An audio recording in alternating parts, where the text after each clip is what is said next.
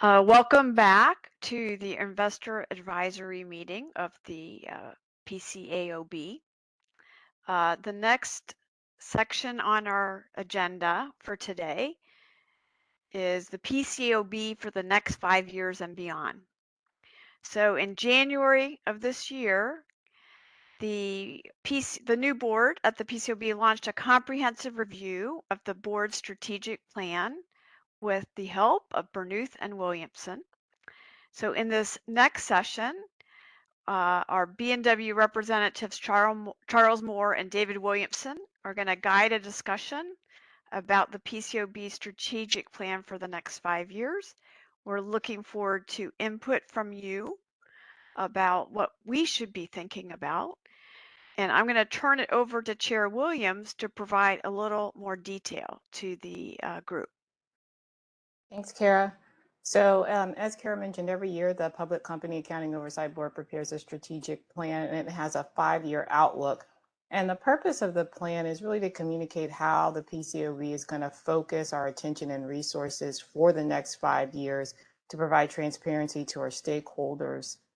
Shortly after this new board was constituted, as Kara mentioned, we began to evaluate the organization and our future direction in fulfilling our obligation to protect the interests of investors and further the public interest in the preparation of informative, accurate, and independent audit reports. And to assist with this evaluation and development of our strategic plan, as Kara noted, we have hired the consulting firm of Bernuth and Williamson.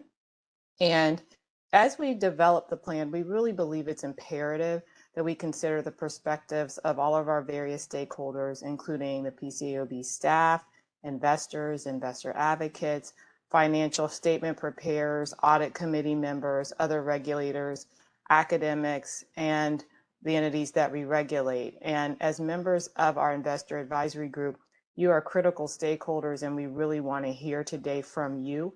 So we thought it would be prudent for us to spend some time today to gain your perspectives on the PCAOB and the auditing profession as we set our future path in executing our mission.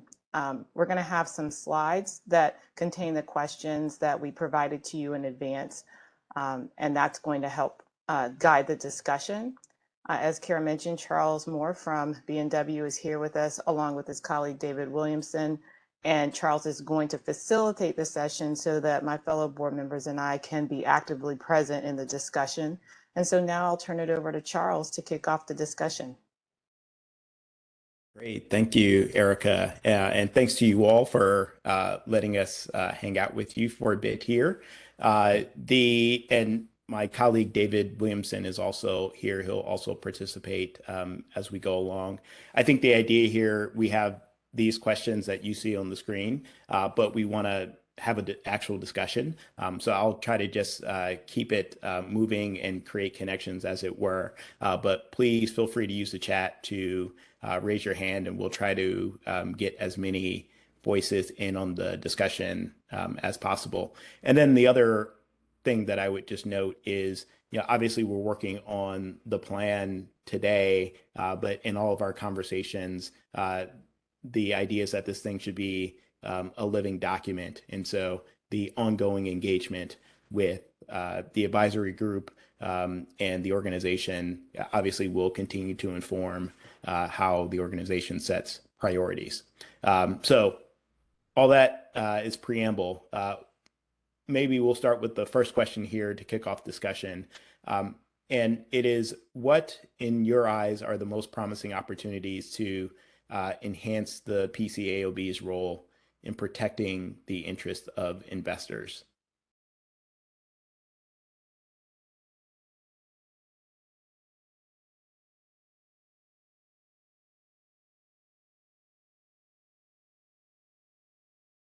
Nemeth?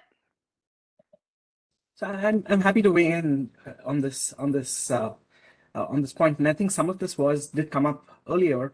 But at least from what I've seen analyzing data in terms of what aspects of this inspection process, what aspect of PCAOB oversight, or more broadly, public oversight seems to work in the audit setting, is information, like opening up the information about what happens behind the scenes when an audit takes place. So more information, more disclosure about inspection outcomes, I think is something that would be very useful. This is something investors can see, stakeholders can see, and that helps them evaluate what who is doing a good job, who is lagging behind. Great, thank you, Nimit. What other thoughts do you all have on that question? Jennifer? I think some information on the effectiveness of standards and how standards have been helpful to investors would really, help to persuade the members of the public that the PCAOB standards and regulations are beneficial. Oftentimes we hear criticisms on the costs, but we don't hear enough about the benefits or the perceived benefits. And I know I did one research project where we found that the standard that required auditors to disclose more information on complex audit matters actually increases some disclosure by voluntary disclosures by management is what we found, but also in some of the European regulations, they have done studies and found that managers and audit committees are more engaged with investors following KCAMs and US CAMs, right? So I think if we have some more information on that, more systematic study and data, that it would be beneficial to users and to the community at large that question the effectiveness of regulatory standards. Great, thank you. I see several hands raised, but I did not see the order in which they were raised. So I think it was Paul and Lynn. Jack. Oh, go ahead. You can take over. I am okay with that. All right. Well, let's go Jack, and then Lynn, and then Gina. Thank you. I'll be very quick. I would just echo what Jennifer said, but I'd put it in the framework of trying to develop audit quality indicators or key performance indicators and getting them out to the investors at large. You need investors to be engaged with the PCAOB to a far greater degree than you have. And you need to give them information to engage with. The CAM project took about 10 years, I think. And I think we don't have the level of detail or description that we see in other countries with the key audit matters, disclosures. I think we need to get that amped up and put that information in the hands of investors who deal with data. They won't be engaged unless you give them data to work with. The CAMs are nice, but it's about the only new thing that we've had to work with for decades. It's all just been binary. So I think we need to get those indicators out there and in machine readable form so that they can actually start to manipulate the data, ask questions of the audit committees on the companies they invest in, and really start to be a little bit more active in the audit process themselves. They can't do that without information, or they won't do that without information. So that's where we should go, I think. Thank you. Lynn?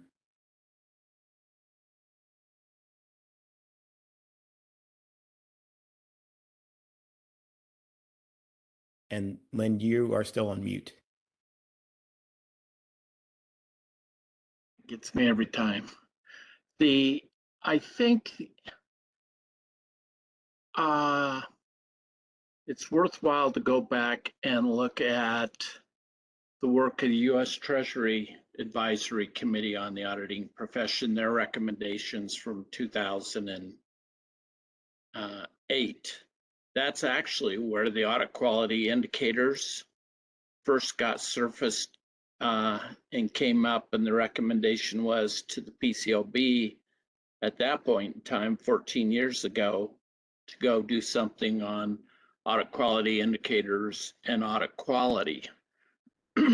So it's, and there was a push at one point in time and then it died. But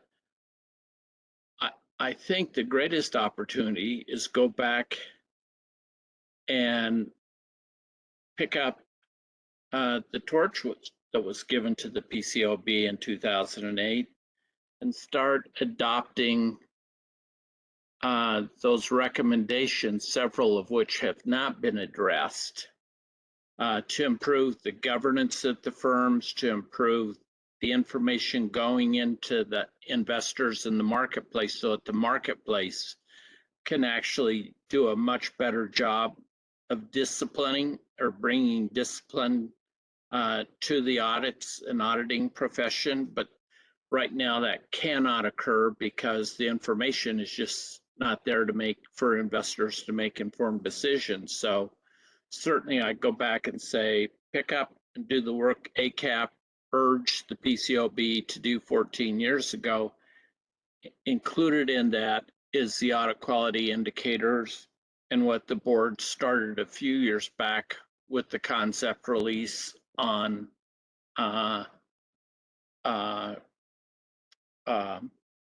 quality control systems within a firm, thinking outside the envelope. In the past, the profession has always been stuck in this silo, if you will, and had a difficult time thinking outside the box. And I think we need more of that as well. Great, thank you. Gina, and then Sandra, and then David after that. Thank you.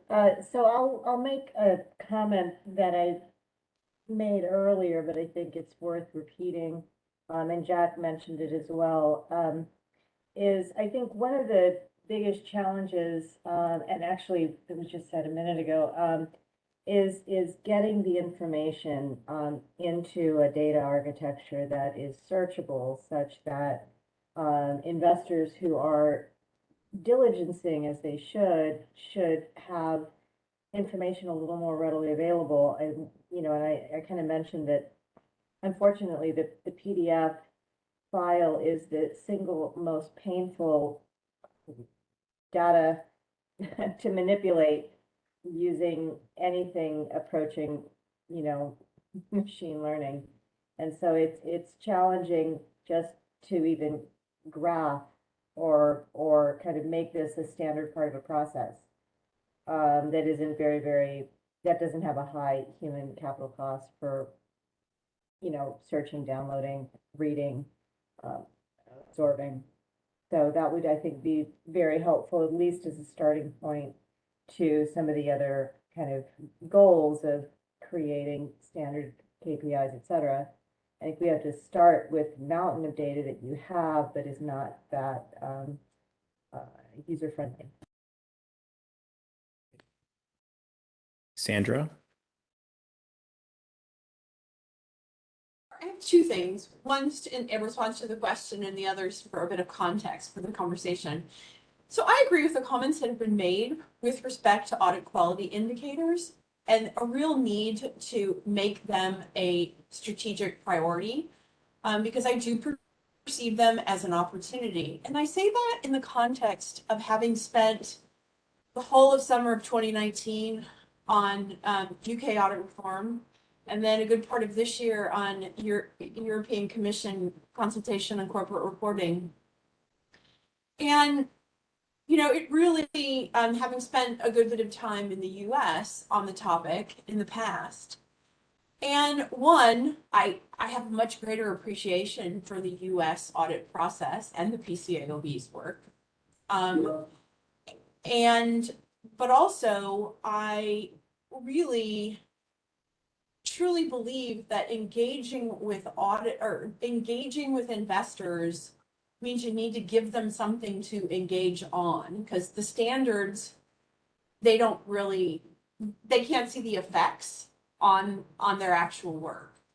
And now we have CAMs, and that's one thing, but they need more to attach to, latch on to, because audit is a credence good. We get very little from the audit committee, we get very little from the auditor, and we get very little from the regulator. And we need more information from both. And we also, in other jurisdictions, the lack of a high quality audit regulator and the lack of holding management accountable really has presented a problem that everybody beats on the auditor. But it all starts with whether management has good internal controls. They own this process, right? They own the financial reporting process.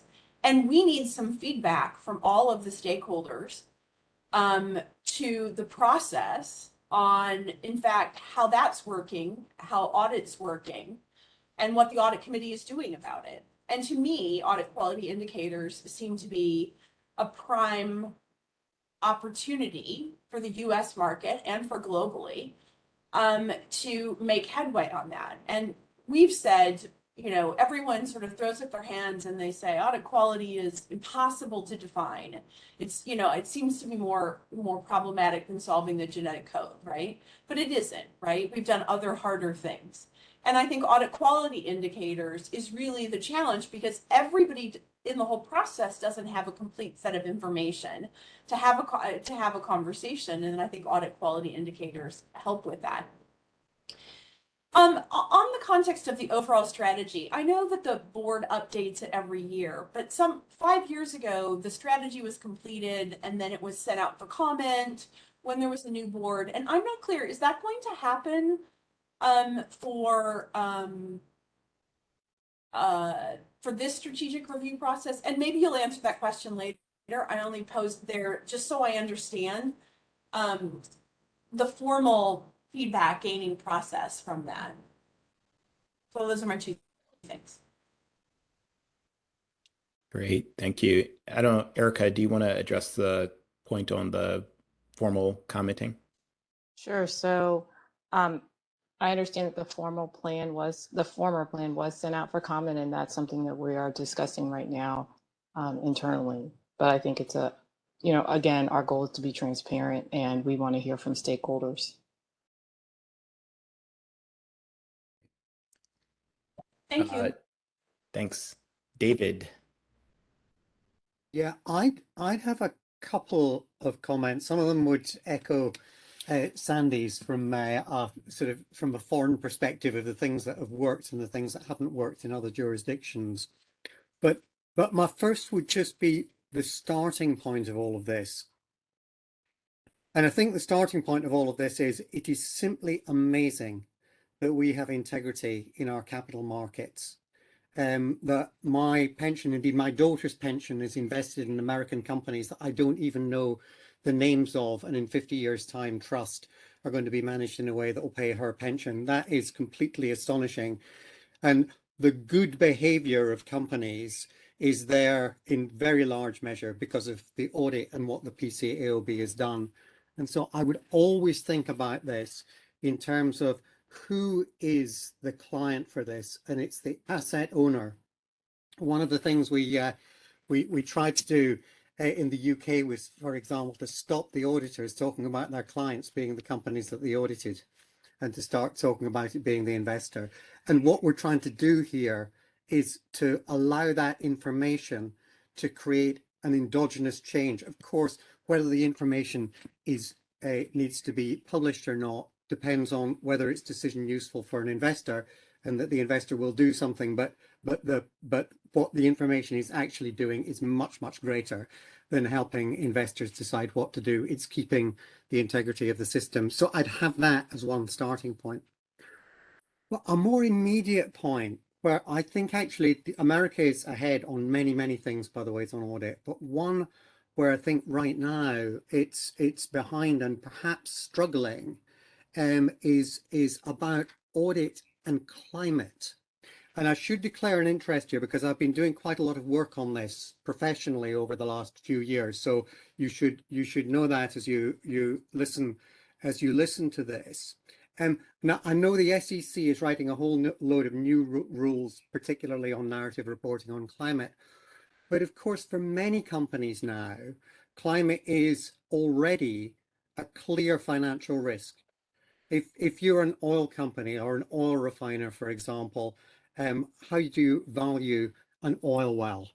Is it that it's going to be in production in 2050 or not? Well, if you're saying it is going to be in production in 2050, that is material assumption. It's one that your investors should know about.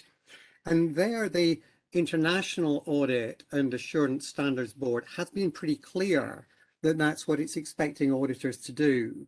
The FRC in the UK now is inspecting audits to make sure that when a material, not every company, but when a material affected company is being audited, that the auditor is raising these issues.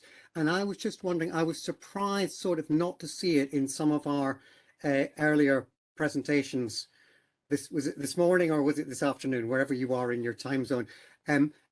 Not to see that as something that was being raised. It seems to me that this is such a critical issue right now for investors, a clarification that, you know, audit, what the FASB said, you know, an audit like any other risk, if it's material, needs to be taken into account and the assumptions shown, and that needs to be part of the audit as well, that would be a very helpful step forward for the PCAOB to take.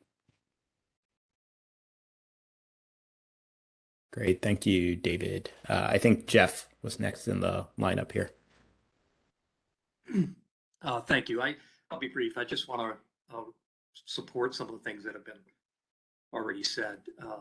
One of which is the Treasury Committee report. You know, it was one of the most robust studies of the auditing profession we've ever had, and it included a number of specific recommendations with bases or support for conclusion for those recommendations, and many of them have yet to be implemented, including recommendations related to my area of the governance of the firms, the reporting of the firms, which includes the issue that several folks have mentioned on audit quality indicators. CAMS, you know, was a recommendation, and that was put in place, but as some have mentioned, the equivalent, the international equivalent to our standard, has resulted in, at least in the UK, some disclosures that are much closer to what many advocated for in connection with the US standard. So I think with respect to CAMS, I'd like to see a study of why we're getting better disclosures in the UK, more in line with what investors asked for in the US, which was, rather than information about what the auditor did, investors wanted more information about what the auditor found. Exactly. And though that's permitted or optional in the US standard, no one that I'm aware of provides it. I think we ought to figure out why that's the case, and is there a way to correct that? So thank you. Great, thank you, Jeff. Alicia. Thank you. Perhaps I'm interpreting this question a little bit differently. I actually agree with many of the comments that have been made. But when I looked at this, when I was pondering this question ahead of this meeting, one of the things that occurred to me, and perhaps because I'm so new, I don't know enough, but this organization, this entity fits within a framework that includes several other entities that have shared responsibility around investor protection, right? That term investor protection to me is quite broad in terms of the considerations. And one of the things I wonder whether this organization has done is to characterize where that fit is, where the overlaps are, where the gaps are, and then whether that can help inform making that more robust component. So in the two presentations we had prior to our lunch break, there was reference to interacting with the SEC, interacting with other entities. There was a chain is the way things came across.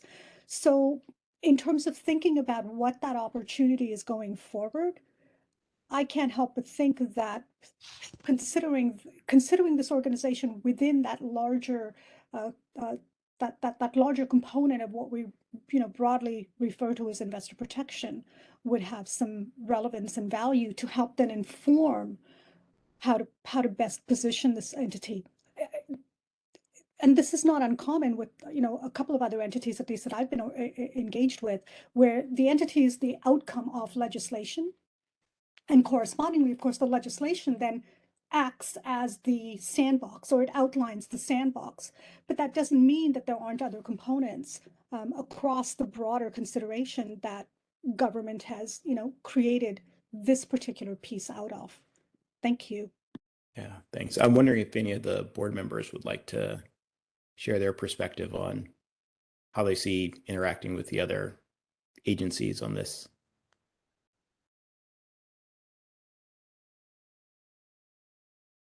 I'll just jump in briefly. The agency that we interact with the most, of course, is the SEC. And we have very frequent contacts both at the board level and at the staff level, and are always working to try to coordinate to make sure that when we are acting in a way to limit the gaps, as you note, Alicia, and to make sure that we are fulfilling our role within the financial regulatory ecosystem. And we also have contacts, of course, with other financial regulators, but I think it's an excellent point and something that we're always striving to do to coordinate to make sure that investors are protected all the way around. But with respect to the SEC, which is also our regulator, we are in very frequent contact with them. Yeah. Lynn, I saw you raise your hand. Yeah. When we drafted SOX, the problem with the corporate scandals, it was felt, especially after 10 days of hearings in the Senate and some over in the House, that the number one cause of the scandals not going detected was failed audits. And the failure to have auditing standards written in the best interest of investors, auditor independence, given the business model of the firms, which is a very critical issue none of us has talked about today. We've seen articles about EY here recently. We'll see what happens, but certainly the business model was an important issue. And as a result, we created in the legislation this body who was going to be designated the preeminent, most important body overseeing audits to ensure the accuracy of financial statements. And if you look at the actual language in SOX, it does use the word accuracy of those financial statements through an independent, objective audit with high quality auditing standards, and then enforcement and inspection. And then we put all three, inspection, enforcement, and standard setting, in one organization, so that hopefully if inspections found problems, they could refer it to enforcement, just as you heard them talk about earlier today. And then in turn, if there was a deficiency found in standards, allow them to fix the standard so that then they could get it fixed and go back with inspections and all. But it was the preeminent, but because of the constitutionality of issues, we also had to make it an SRO consistent with what had been established in the 33 and 34, or actually in the 34 Act, and create this SRO type entity, which is what the PCAOB is, with the oversight from the SEC, just the same as you do oversight of FINRA in that part of the marketplace. And the PCAOB doesn't get into corporate governance, doesn't get into regulation of corporations. It's pretty much restricted to the audit firms, because that was the problem.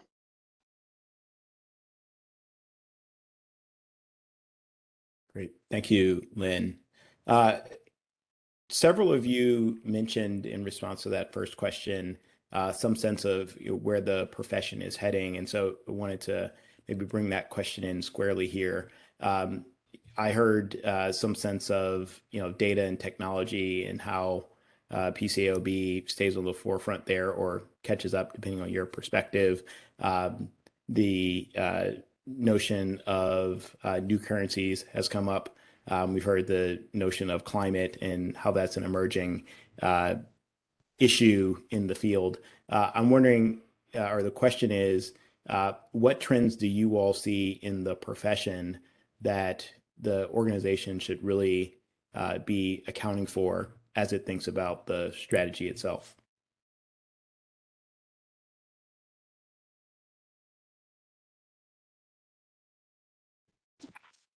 Gina.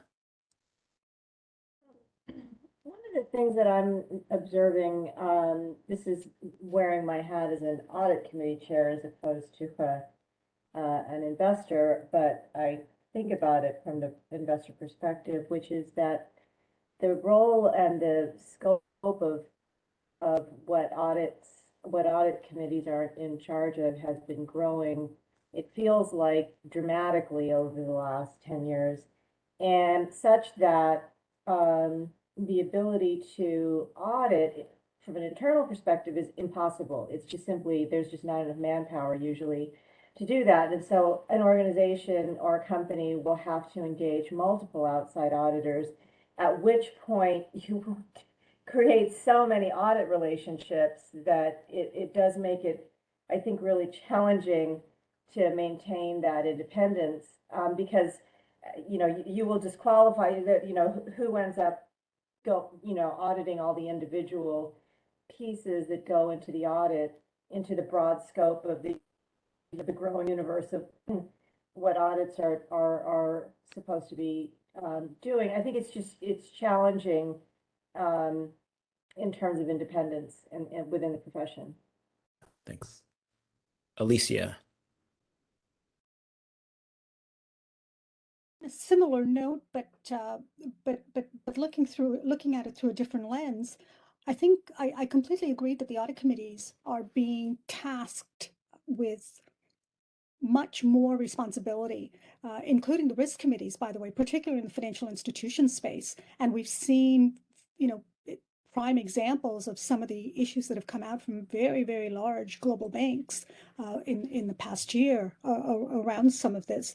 And it's arguable as to whether the report that the auditors have provided, the auditor opines on the status of internal controls. At any large organization, and you might argue even a mid-sized organization, it is impossible for the auditor to do sufficient substantive testing and has to rely on the framework of internal controls that are in place. Expanding the audit opinion is explanatory. That's all that's doing. But that responsibility, right? Ownership by management of the financial statements, as was clearly alluded to previously and is documented in the auditor's report. But also the continuing aspect of where that responsibility lies, makes me wonder when you frame this question as to whether the PCAOB doesn't need to be thinking about how to follow that chain, right? Because if the auditor is relying, the auditor is relying upon the internal control framework in place at the organization, right? And the CEO and the CFO signing that management representation letter, I'm sorry, that's not what it's called, but the letter that's included with the audited financial statements, right? That signature now has teeth in terms of where that responsibility lies. The auditor is clearly telling the reader that the only thing that is theirs is this audit opinion page. Everything else belongs to the company. So there's already a series of layered relationships here and dependencies, actually. It's not just relationships, it's the dependencies in terms of how this process works. So for the PCAOB to not be similarly, at least not just be aware, but actually aligned with that, I think would become very important in terms of the efficacy of all of the incredible work that they are doing in terms of inspection, in terms of supervision, in terms of all of these additional components that they are mandated to do under the legislation. Thank you. And Hal, you're up next. Charles, if I understood your question, you said trends, things that we should be thinking about, the board should be thinking about. Is that correct? Yeah. Yes. And one of the things that I have been thinking about, and I liked what Alicia said, and I think she was referring to, in effect, a financial reporting supply chain where we produce information, we distribute it, and that's part of the audit process, the distribution, the governance, and then there's the consumption side of this. If this is an investor advisory group, I think we ought to be really focused on the consumption of information. And we've raised the issue of data a number of times. And so I put data consumption as the end of that supply chain. So data is produced, it's governed and distributed through the audit process and the board process, and then it's consumed by investors. If I were thinking about what the PCAOB could do to help improve that supply chain, right? One is data materiality. We've got this notion of materiality that's developed, and I recognize this is a Supreme Court process, and we can have all that discussion about who sets materiality. But it was raised in an earlier discussion, materiality, and I'm wondering if because of the way information is being consumed through data or electronic processes, through technology, more data being consumed in different ways than it was 10, 15, 20 years ago. We shouldn't be thinking about how materiality changes because the consumption is changing, right? Basically, we've got more data, processing it faster. That creates need for better algorithms, which then creates a better or greater need for even more and better data. So it's this materiality issue because of the changing technology we need to be thinking about. And the other is, and it's been touched on several times, the accessibility of that data. One is the timing. A lot of this XBRL tag data comes too late for investors, but that's really more of an SEC issue than a PCAOB issue. Where the PCAOB can be involved, I think, is in the quality of that tagging. Right now, there's no audit requirement for the tagging of the data, but a lot of investors gain their information through that tag data. And as I understand it, a lot of these tags are, let's just generously say that they're incorrect tags, right? That gums up the consumption process. So if I were putting on trends to think about, it would certainly be this whole notion of materiality and the consumption. How do we consume data, and how is the audit process? How can the audit process improve or react to the increasingly rapid ability to consume information? Thank you. Nemit. Thank you, Charles. So just in terms of trends that we've observed, at least one thing that stands out to me is in the early 2000s, approximately 25% of annual earnings announcements were released on or after the audit report date. But in the past few years, I'd say approximately 70% of US public companies release their annual earnings about 2 weeks prior to the audit report date. This trend, in some sense, makes me wonder whether auditors feel pressured to reduce the likelihood of post-announcement audit adjustment recommendations. And just more broadly, the idea that earnings announcements are made before the auditor finally signs off seems to undermine the value of the audit, at least relative to having the earnings information disclosed sooner to capital markets. And it's just something that caught my eye, and I feel like it's worth thinking about. Yes, thank you. I think Lynn was up next in the lineup. Yeah, I'm just responding to some of the comments that are made, which have been good. In terms, Hal mentioned the materiality issue. The materiality issue is settled. The courts have settled it. we've got 2 Supreme Court cases, and it's settled rightly from the perspective of it's measured and viewed from the perspective of an investor.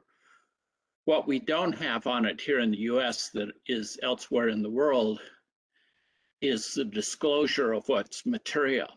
And so when you look at the CAMs here, and I give you the example, Rio Tinto, largest mining company in the world, if you look at their filings in Australia and the UK, they do give you what's material and how they determine it. It's excellent.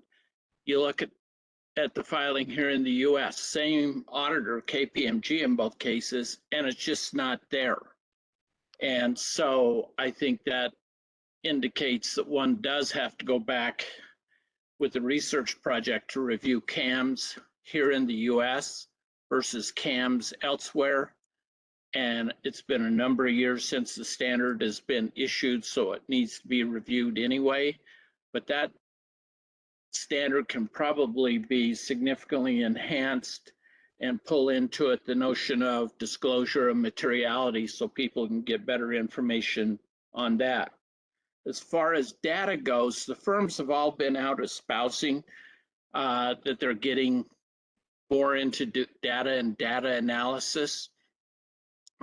But when I've asked the auditors at entities where I've been on the board, they're always going back and looking at data that the company, that management has given them. And studies have shown time and time again that where there's frauds, there's a major problem. 95% of the time, the CFO and CEO are involved, and auditors have turned around and gotten the financial numbers and disclosures from them. Then the same management team turns around and gives the auditors the evidence on which they base their opinion. And that includes the databases that the auditor's looking at. What they don't look at is anything beyond the data that the company has given them. And in reality, if there's a fraud, that the fraudsters have given them. And the likelihood they give you something that says my numbers is wrong is like about 0. So I think the auditors have got to start going to, when you talk about technology, expand out beyond the silo and look at what's out available in public databases and can be mined that might be inconsistent with the data that management has given them, and farm that and use that. That's where the real benefit to technology is. And you can get that data, and just as Wall Street and the short sellers are able to identify problems in advance, so could the auditors do a better job in that respect. And finally, it gets us back to this notion of business models. One, you talk about a trend. 3 of the big 4 had spun off their consulting practices shortly after the turn of the century, DT being the only one that didn't. Then they all grew them again. And the consulting isn't per se, I don't think the problem as much as it's just the audit just isn't the driver of the success of one of these firms, like it was when the audit was a much higher percentage of the profits and revenues. And that gets you back to then what's the culture inside the firm and how do they approach the audit and the value of the audit. And that takes us back to the ACAP report, because again, in the ACAP report, that was recognized as a problem, just as it is trending again today. And they said, we got to take a look at the governance. We got to take a look at the leadership. We got to take a look at the structure and business model. And I think our trend is, when I look at the profession today, it's very much so exactly like it was in 2000 when everything was starting to blow up. Thank you, Lynn. Mary.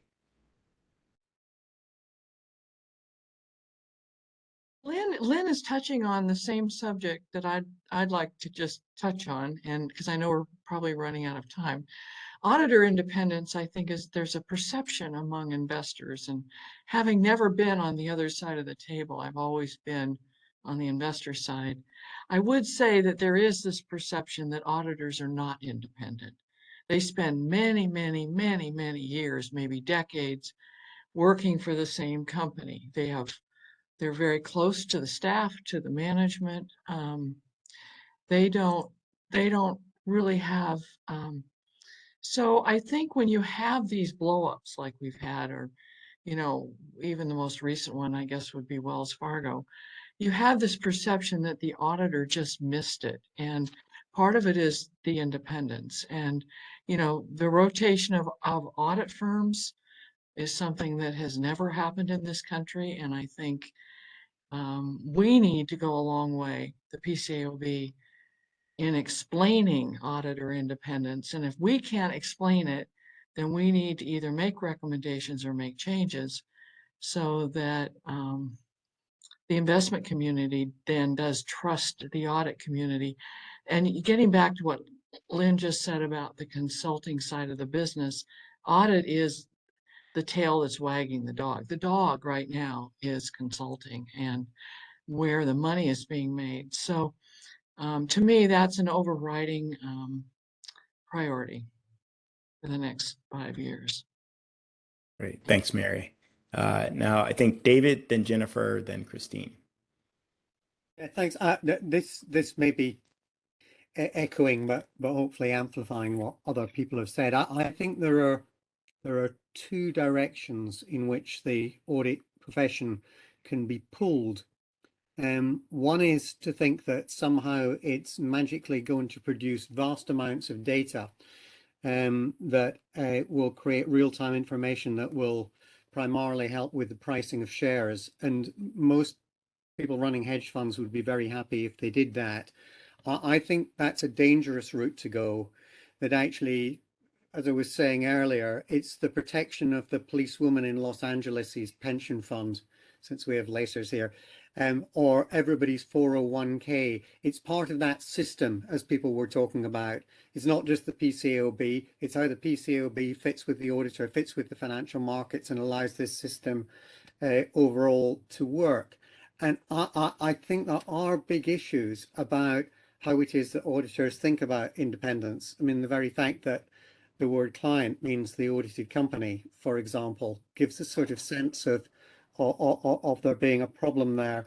Lynn's point about CAMs and CAMs, CCAMs and KCAMs, indeed, I have talked to auditors who said, yes, we put much more in the dual listed companies CAMs outside of the States because we thought in the States we were told we weren't allowed to do that. I can't possibly believe that that's what the PCAOB would want to be happening, yet somehow that seems to be part of the way that people are thinking about it. So I guess I would just echo what people have said and think about how is it that the PCAOB fits into this puzzle of maintaining the integrity of the capital markets in the United States. Of course, it's got to do with the pricing of securities, but boy, it's got to do with an awful lot more than that. Thanks. Jennifer. I'd like to echo concerns about auditors' use of data analytics. Some of the early academic research has found that auditors are still sort of being driven in a confirmatory search with respect to their use of data analytics, but also qualitative research is showing that auditors feel somewhat at risk if they are adventurous in the tests and the methodologies that they're applying with the use of data analytics. So perhaps the PCAOB might want to give some guidance in that area. We've also heard some comments from the audit profession that they feel that the people doing inspections might not have the extensive data analytic knowledge which the audit firm possesses, and that they might be second guessed in some of these novel approaches that are being applied. So we don't know to what extent those comments are self-serving or not, but to the extent that there's some study and examination, it might be helpful. Great, thank you, Christine, and then Amy after that.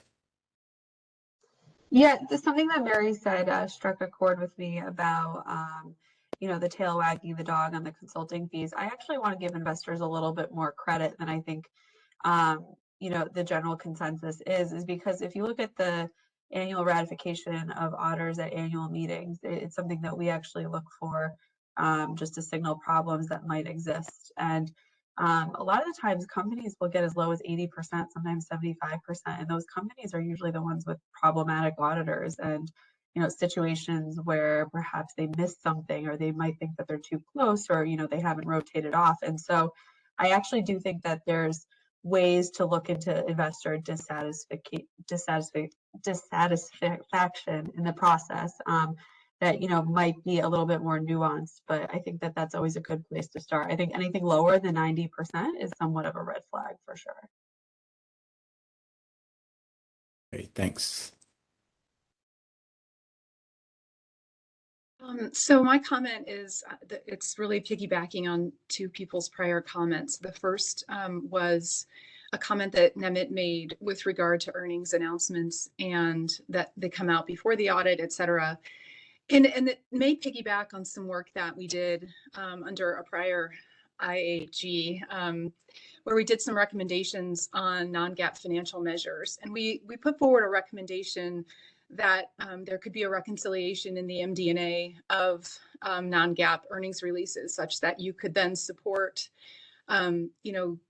good releases, I guess, and sort of hold management's feet to the fire, which I think is interesting because investors do react to earnings releases, believe it or not. So, it's nice to think that we would wait for longer term audited financials, but unfortunately, some investors don't do that. So I don't know. We didn't get any feedback from the PCAOB on any of these recommendations, which I'm hopeful that it can be more interactive in this go around because maybe we're making recommendations that are just not feasible. So I'm just putting that out there again, because I think that is of interest. And Nemit's comment really made me think about that.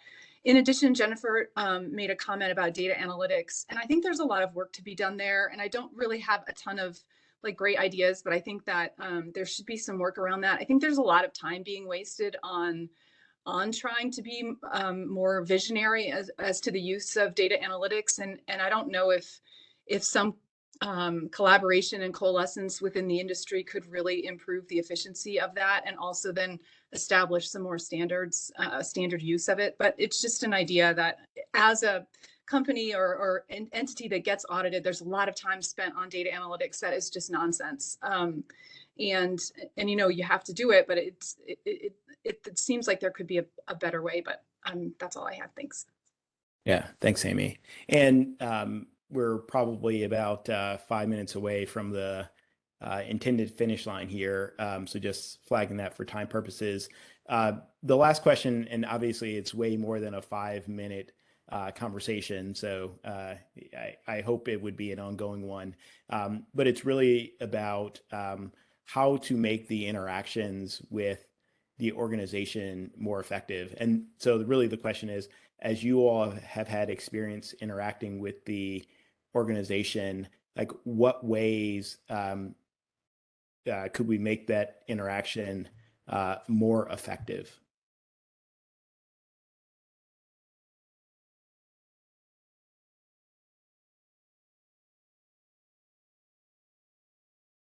Len? I'd just throw out one idea or one thing that would be helpful to me, and I think would have been helpful with prior boards as well.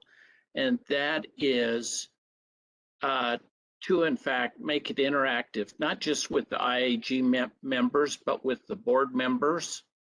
And all too often, I don't want to pick on board members, but I'm going to pick on you, Tony. But I love, and I've had discussions with Tony before, and being able to hear his view on things is fascinating given his background. But in meetings like this, I would hope that all the board members will jump in and comment and give perspectives or challenge us. So, you've got a tremendous brain trust here in front of you. And I would hope that you would all ask questions, all 5 of the board members, and probe and to get different perspectives, because not everyone's going to have the same perspective. But if all you do is come and sit there and don't ask any questions, then I'm wondering what's really going on and what's the interaction. So I want to have that discussion with you, Tony or Dwayne or Christina, and have that back and forth, because there may be things you say that would make me turn around and change where I'm coming from as well. And so over the last 20 years, for the most part in these meetings, the board just sat there and never said anything. And, I just challenge whether that's the best use. And then, as Amy pointed out, when the IAG does make some recommendations, then we'd like to hear some feedback from you on what you think of those recommendations. Are you going to act on them or not? I've heard in the past members of both the SAG and the IAG who expressed frustration that they never got any feedback from the board on whether they're going to do anything. And if we've gone to these meetings and spent all this travel time and all, and then nothing ever happens, to what use was that? Was it just a waste of time and money? And if that's the case, then, there's a lot of busy people here on the screen, and it's just probably not the highest and best use of their time. So having that dialogue back and forth and feedback loop in then would be most helpful. Tony, what's your answer to that? I was, for the sake of time, I was contemplating how much I would provide. So I will tell you, Lynn, we are definitely in the hospitality mode. I have been extremely restrained because I really want to hear the ideas of this new group, but I can guarantee you that we will be collaborative and interactive and iterative to this process. Trust me on that. Thanks, Tony. Any other perspectives, with the caveat that we probably only have a couple of minutes? It can be lightning round. Yeah. Nimit, I think you had your hand raised. I'll be very brief. Part of it is, I think it'll be helpful for us to know also under what constraints the board and the PCAOB is operating under, because we can have a lot of ideas, some of it might not be feasible, and just getting a better sense for what is possible, I think would be helpful, so that way we can fine tune our ideas and recommendations. So I'll talk as a board member. I mean, I think we are starting out with a clean slate and sort of open to hearing any and all, ideas right now. So I would say we want to not limit ourselves and say to you, Nemeth, we only want to hear things on, this particular topic. I think for me, it would be really helpful, like as we were just starting to talk about emerging issues, we have things right now we need to be thinking about, and then people have mentioned several times technology and data and how that's completely revolutionizing how people invest. And how does that change the way the audit is done? And how does that change the way that investors and audit regulators, right, do their jobs? So I feel like I don't want to tell you the answer to that question, because I'd really like us to be sort of thinking outside the box, and not limiting ourselves. I see this as a place where we can, really do more of that outside the box thinking and brainstorm and get a feel for what's happening for you guys in particular out on to me, the frontier of the market. That means too, we can give you our perspective, about being inside of an audit regulator and, how we are thinking about what we, are going to be working on going forward. So I think that what Lynn just said, that interaction is really important, and we'll probably that should be constant and continual in my mind.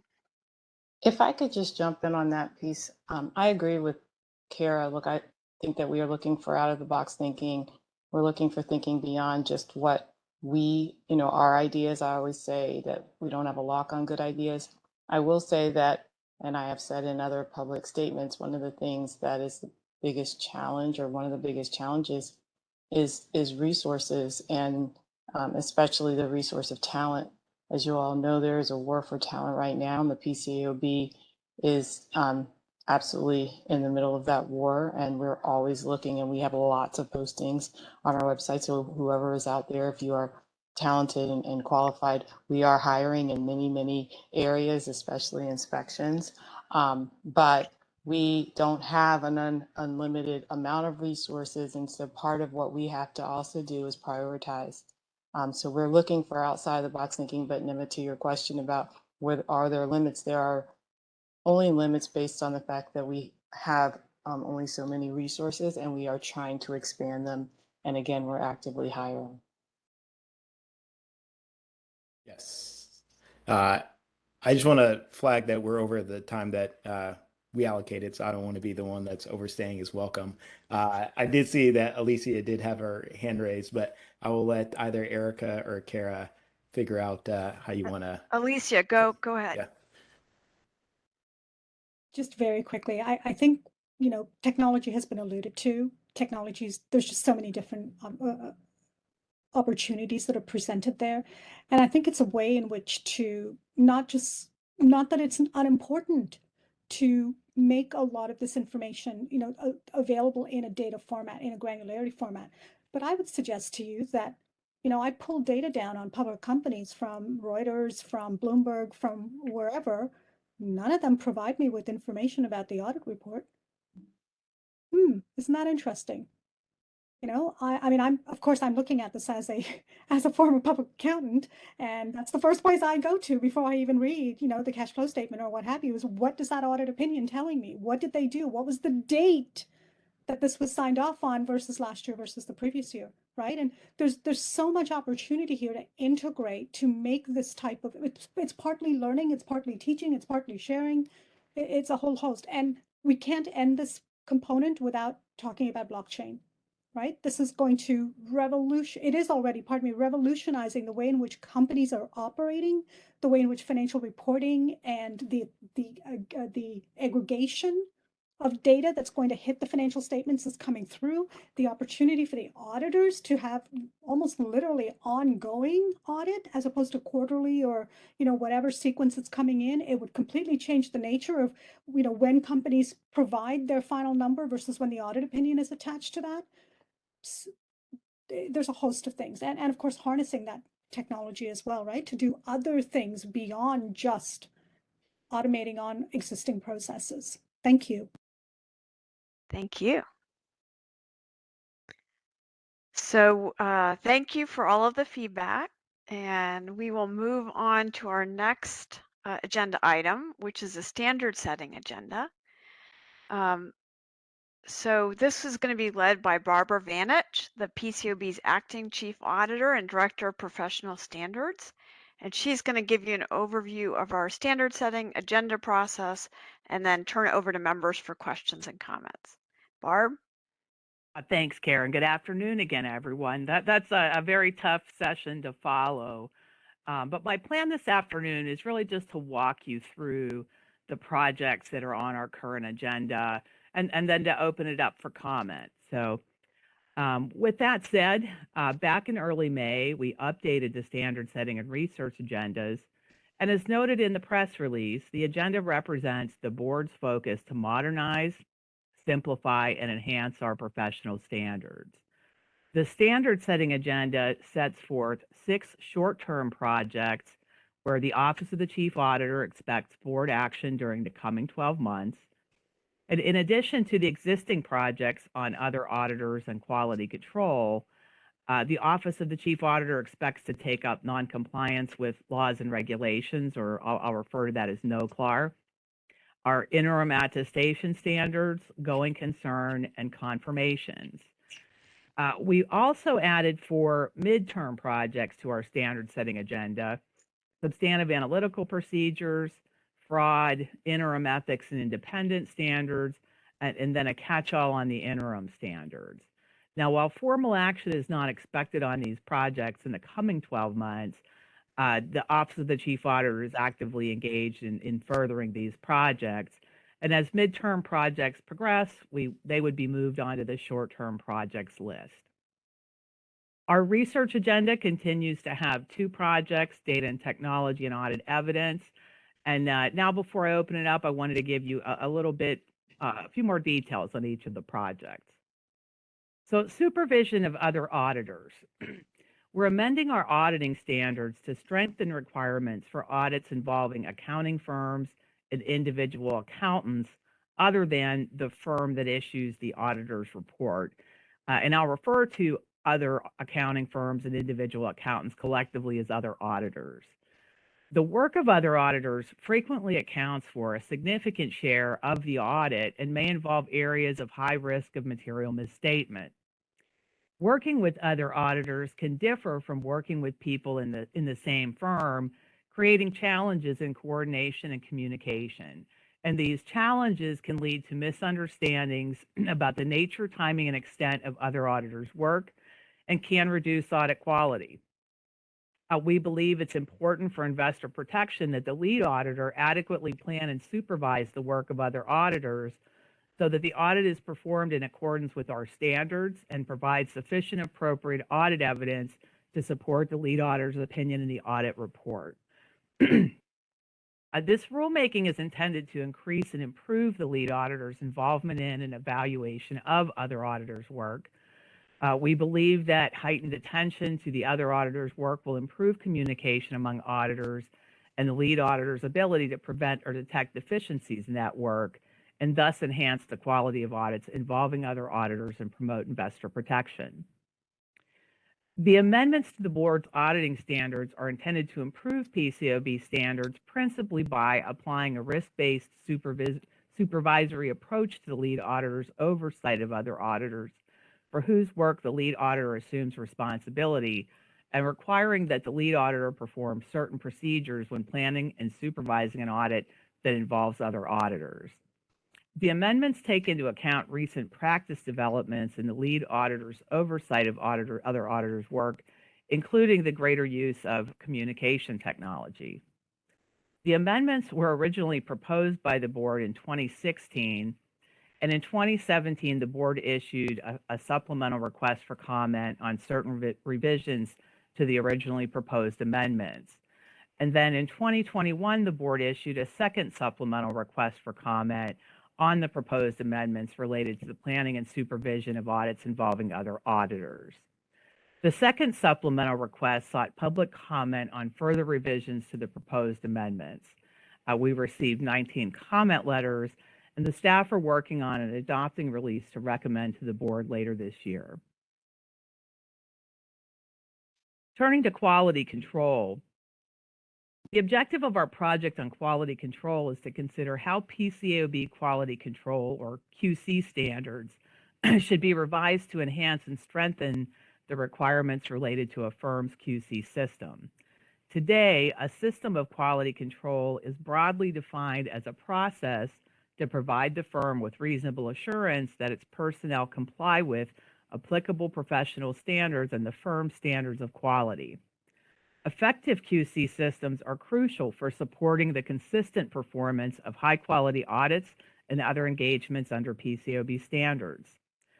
Our current QC standards were developed before the PCAOB was established, yet the auditing environment has changed significantly since that time, including evolving and greater use of technology and increasing involvement in the audit of other firms and other service providers. Firms themselves have changed significantly, as has the role of firm networks. Historically, our advisory groups indicated general support for strengthening the QC standards, including support for implementing a risk-based approach and for enhancing requirements to firm governance and leadership. Advances in internal control, quality management, and enterprise risk management suggests that factors such as active involvement of leadership, focus on risk, clearly defined objectives, objective-oriented processes, monitoring and remediation of identified issues can all contribute to more effective quality control.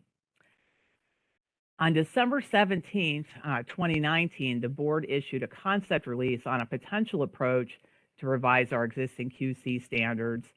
We received 36 comment letters, and the staff are currently working on a proposing release to recommend to the board later this year. Now, the three of the projects on the short-term agenda have been on our agenda in the past. Starting with confirmations. So the confirmations process, AS 2310, establishes requirements for the use of confirmations in an audit, including requirements for designing, performing, and evaluating the results of confirmation procedures. When executed properly, confirmations should provide a high level of evidence to the auditor as the information comes directly from a knowledgeable and reliable source external to the company. In particular, external confirmations can provide strong audit evidence to address the risk of fraud. The confirmation standard was first issued by the AICPA in 1992 and adopted by the PCAOB as an interim standard in 2003. The board proposed to revise the interim standard by issuing a concept release in 2009, followed by a proposal in 2010. We received 27 comment letters on that proposal, which generally supported aligning the standards with advances in practice and technology, but highlighted some requirements as being overly prescriptive or inconsistent with our risk assessment standards that were finalized also in 2010. So the staff are currently working on drafting a re-proposal for the board's consideration, taking into account comments on the proposal. However, we acknowledge that things have changed since 2010. So in addition to more recent observations from our oversight activities, we're also thinking about how a new standard should reflect changes in technology. Turning to going concern, auditors have had a long-standing responsibility under both PCAOB standards and federal securities law to evaluate whether substantial doubt exists about a company's ability to continue as a going concern in a subsequent fiscal year and discloses such doubt in the auditor's report. AS 2415 establishes relevant requirements under PCAOB standards. Beginning in 2016, companies have had an explicit responsibility under U.S. GAAP to evaluate and disclose in the financial statements management's own assessment of the company's ability to continue as a going concern. Our auditing standard, however, predates this requirement for management making its own assessment. The Going Concern project was originally added to the rulemaking agenda following the 2008 financial crisis, and between 2009 and 2015, the topic was discussed several times by our advisory groups, and the staff conducted significant research, including the effect of the newer GAAP requirements. In 2020, the project was removed from the standard setting agenda, but since then, the staff has continued to monitor developments in this area, including the effect of COVID-19 on financial statement disclosures and on the auditor's going concern evaluation and reporting. As noted on our public agenda, the staff are developing a proposed standard for the board's consideration in 2023. So AS 2405, Illegal Acts by Clients, establishes requirements regarding the auditor's consideration of a company's possible illegal acts in an audit of financial statements. Both regulators and investors have focused significant attention on certain high-profile cases involving violations of companies of laws and regulations that relate primarily to their operations. These illegal acts may not have had an immediate and direct effect on a company's financial statements, but also have indirect effects such as significant fines and penalties, along with reputational damages to the company. In response to these developments, in 2016, the NOCLAR project was added to the research agenda. The project was designed to explore whether there was a need for improvements to AS 2405 to provide better direction to auditors on their responsibilities with respect to the detection, evaluation, and communication of illegal acts. In 2020, NOCLAR was removed from the research agenda. However, the staff have continued to monitor relevant developments, and as noted on the current agenda, we hope to recommend a proposed standard to the board in the next 12 months. I'll also touch on our project on the attestation standards. And in connection with our project on reassessing our interim standards, we're considering the current requirements in the interim attestation standards. We currently have 6 attestation standards, which include AT 101, which basically serves as a framework for all attestation engagements, AT 201, which covers agreed upon procedure engagements, AT 301 covers financial forecasts and projections, AT 401 reporting on pro forma financial information, AT 601 a compliance attestation standard, and AT 701 for engagements related to management's discussion and analysis. Now, we're aware of engagements currently that use AT 101, 201, and 601. For example, AT 601 is currently used in the examinations of certain statements made by asset-backed issuers in connection with Reg AB compliance reports, and also with investment companies in Rule 17 F2 securities counts. We're not aware, however, of engagements that currently use AT 301, 401, or 701. However, the staff continue to gather information to evaluate the extent these standards are used in practice today. Turning to the midterm projects, our project on substantive analytical procedures considers whether to change the standard AS 2305 to better align the requirements with the auditor's risk assessment, and also to address the increasing use of technology tools in performing these procedures. Analytical procedures are an important part of the audit process and consist of evaluations of financial information made by a study of plausible relationships among both financial and non-financial data. Analytical procedures range from simple comparisons to the use of complex models involving many relationships and elements of data. The basic premise underlying the application of analytical procedures is that plausible relationships among data may be reasonably expected to exist and continue in the absence of known conditions to the contrary.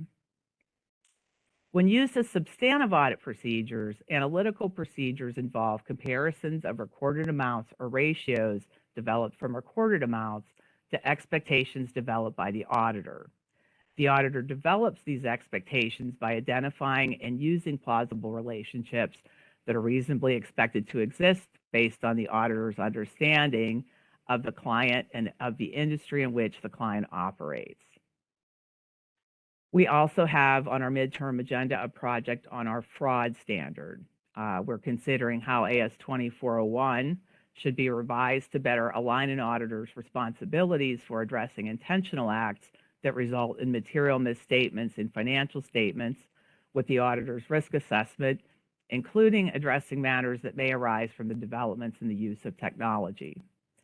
The auditor has a responsibility to plan and perform the audit to obtain reasonable assurance about whether the financial statements are free of material misstatement, whether caused by error or fraud. AS 2401 establishes requirements and provides directions relevant to fulfilling that responsibility as it relates to fraud in an audit of financial statements. It's important to note that other key board-issued standards include important requirements as they relate to fraud. AS 2110, which is our identifying and assessing risks of material misstatement standard, establishes requirements regarding the process of identifying and assessing risks of material misstatement of the financial statements, including those due to fraud risks. And AS 2301, the auditor's response to the risks of material misstatement, establishes requirements regarding designing and implementing appropriate responses, including responses to fraud risks. AS 2401 complements these other requirements and includes descriptions and characteristics of fraud, the importance of exercising professional skepticism, responses to assess fraud risks relating to fraudulent financial reporting and misappropriation of assets, responses to specifically address fraud risks arising from management override of internal controls, communicating about fraud to the company, the audit committee, and others, and documenting the auditor's consideration of fraud. As I mentioned, we also have a project to consider whether the remaining interim standards as adopted upon the establishment of the board should be amended, replaced, or eliminated as appropriate. As part of this analysis, we are evaluating which standards are necessary to retain, and of those which should be retained with minimal updates and which might require more significant changes. We anticipate that separate projects, including requests for comments on the potential standards to eliminate, will be added to the standard setting agenda as we complete our analysis. Now, we also maintain a research agenda that includes areas of focus that have not yet moved to standard setting. And at the moment, we have 2 projects on that agenda. The first I'll cover is our audit evidence project, which was added in late 2020 as a result of research stemming from our project on data and technology. The purpose of this project is to assess whether there's a need for guidance or changes to our existing evidence standard, given the increasing prevalence of technology-based tools and the increasing availability and use of information from sources external to the company, both in the financial reporting process and as audit evidence. We understood from our research that auditors were looking for additional clarity on applying the requirements in our evidence standard when using information from sources external to the company as audit evidence. And the expanded use of information from external sources is affecting the volume and nature of information available to auditors to use in the performance of audits. In some cases, for example, traditional external sources of information, such as regulatory agencies and industry data providers, are increasingly making certain information more accessible. In response, last year we issued staff guidance that focused primarily on considerations that address the relevance and reliability of information obtained from external sources. That guidance also addresses the relationship between the quality and quantity of audit evidence. We continue to conduct research and engage in outreach activities to inform whether additional guidance or changes to that standard might be necessary. And that brings me to our research project on data and technology. Certainly heard the earlier commentary made in the previous session. But the objective of this project is to assess whether there's a need for guidance, rulemaking, or other regulatory action in light of the increased use of technology tools by auditors and preparers. Because technology in the audit continues to evolve, we continue to update our understanding by working with our Data and Technology Task Force, along with our colleagues in the Division of Registration and Inspections. While most of our activities focus on the auditor's use of technology, we're also interested in the use of technology by preparers in the financial reporting process, as changes in the financial reporting process could have a significant and potentially quicker effect on the nature of audit evidence available to auditors. In general, audit firms are increasingly using technology, although the extent and nature of its use still varies fairly significantly. Auditors are using technology, in particular data analytics, most extensively as part of their risk assessment process. However, technology tools are increasingly being used as part of the auditor's substantive procedures. Many of the examples of the use of tools have been described to us as enabling auditors to perform traditional audit procedures more effectively and efficiently. Said another way, they're automating procedures that were previously performed manually. As we understand, not all of the tools available at a firm are necessarily used by all audit engagement teams, and in many cases when the tools are employed, the use of tools is controlled by a centralized group or involve the use of a firm specialist. In addition, many analytical tools used by auditors use a company's internal rather than external data. We continue to hear that data acquisition can remain a challenge to the broader use of technology tools. This includes obtaining access to data, validating its completeness and accuracy, and formatting it so that it can be used with audit software. Because of this, among other things, we continue to hear that auditing standards will need to continue to take into account traditional audit methods for quite some time. Even when technology tools are used, auditors may perform some traditional audit techniques with respect to the same account or assertion. Over the last few years, we've taken deeper dives into a number of our standards considering the application of current technology. But overall, we're being deliberate in our research and recommendations. While some believe that standards should go further to encourage the use of technology, the staff are very mindful about what guardrails are needed to help guide auditors to use technologies in ways that result in obtaining sufficient appropriate audit evidence. And we want to focus on potential changes where audit quality will be improved by the use of technology by firms of all sizes who conduct audits under our standards. That concludes my prepared remarks. Certainly happy to take your comments or questions.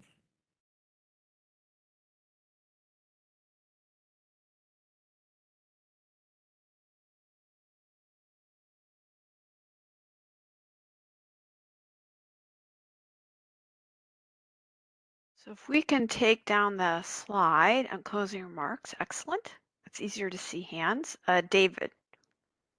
I mean, it would really just be to repeat my earlier point about climate, and I'm quite surprised not to see it, just given how material this now is for the investment community in the States and around the world.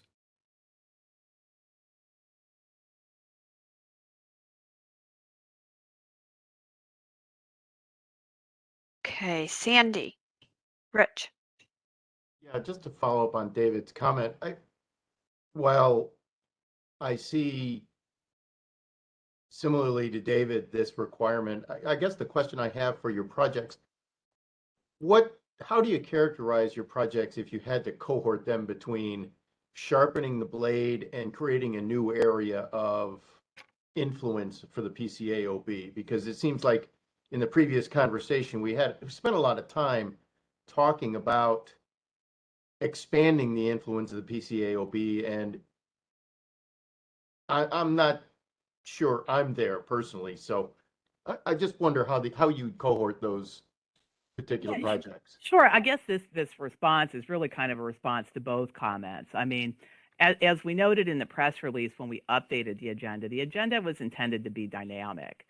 On one hand, we wanted to be transparent about activities that the staff are very busy working on. But at the same time, it wasn't meant to say, well, this is it. We certainly wanted to have this interaction with you all today. We're also looking forward to having our meeting with the Standing Advisory Group. We'll go back and debrief. With respect to the question about, I guess I would call these more sharpening the blade projects, although I haven't heard that term used. Now, I may borrow it from you for future presentations. But again, the purpose of today was to get your input on what else you might want to have the PCAOB work on.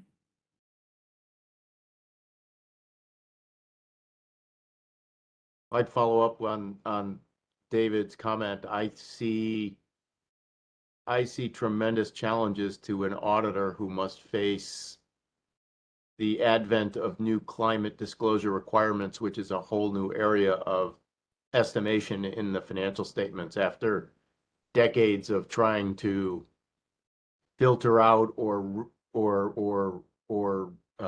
rigidize estimation processes and documents like that.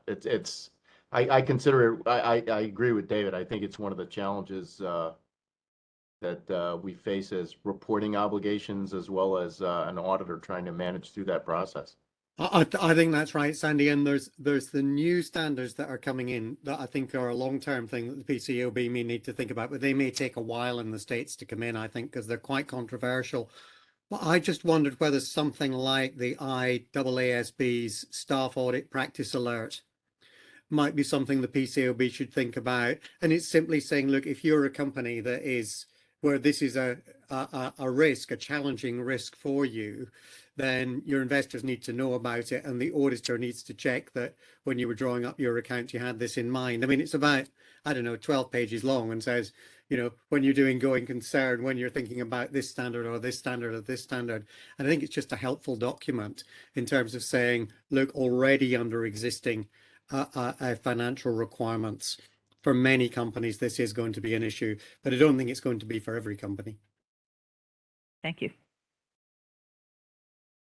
May I chime in only because I have perhaps a slightly differing view on this. only in that I think this is a really important topic. I think it's a timing issue. And perhaps that was what was alluded to by David in his just made comment.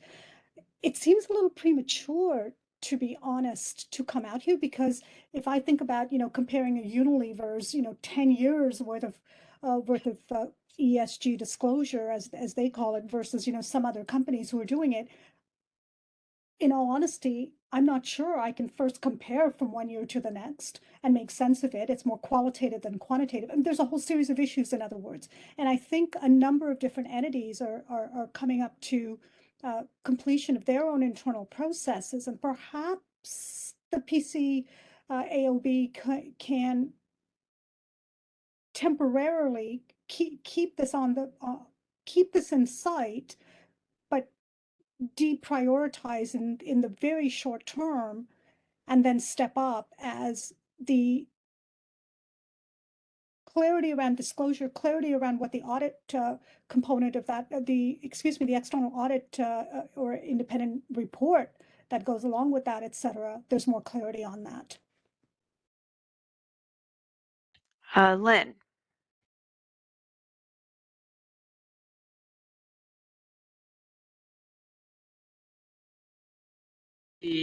When I looked over your agenda, Barb, there was really nothing on there that I said to myself I would take off. I was surprised that the AQIs were not on there at all. That seemed to have been the single thing that investors had focused on the most in the past, and to not even see it on there did surprise me, because again, I think that the agenda has to be evaluated against the mission that SOX created for the board. That's right there in section 101 of SOX. And are you fulfilling that mission? So I think you got to compare what you're doing against that. But the other thought that crossed my mind is, does the what are the resources the PCAOB has when we talk about adding various projects onto here? It's fine for us all to turn around and say, go do them all. We'd love to see them all. But with the resources, that's not in the cards. And my question is, could you tell us how many staff that you have working in the Office of the Chief Auditor who work on writing, developing standards? And if you have you gone so far as to say, if you were to add other projects on like an ESG or the ACAP, what would you need in budget? Because I think if you need more budget, then that's something that I turn around and tell you, you should see if the IAG is willing to support you on that, something like in the form of a letter to Chairman Gensler saying, hey, get the board and this lady that the people they need to go do this stuff, and get Chairman Gensler's attention on that. I know there's been issues with the budget in the past, but could you tell us about what your resources are in the office? Yes, certainly, Lynn, and happy to do that. And thank you for the support. We currently have around 24 people.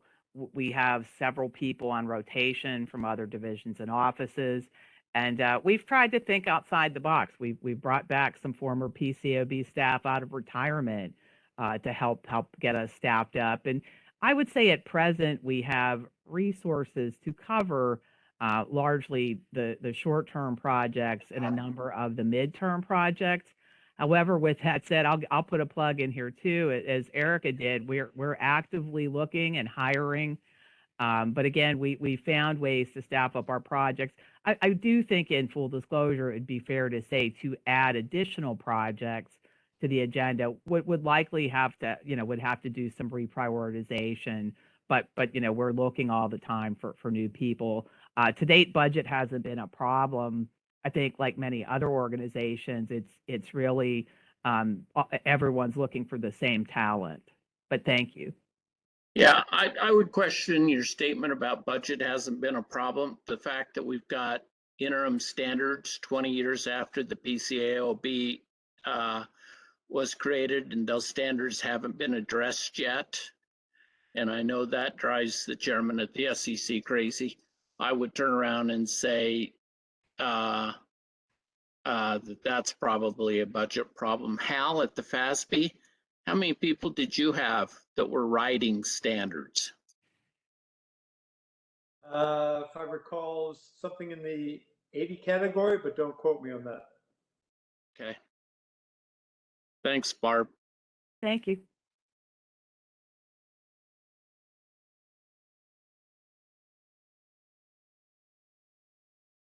So I cannot, now I see one. Okay, wait a minute, just moved. Nemeth.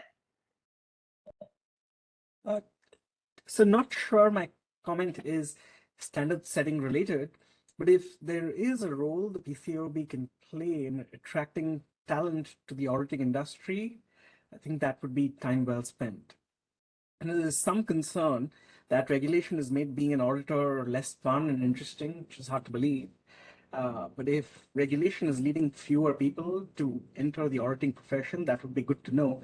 And as such, I think it would be helpful to explicitly account for any human capital cost that the auditing profession is facing when when new standards are being set up. Thank you for that. Jeff.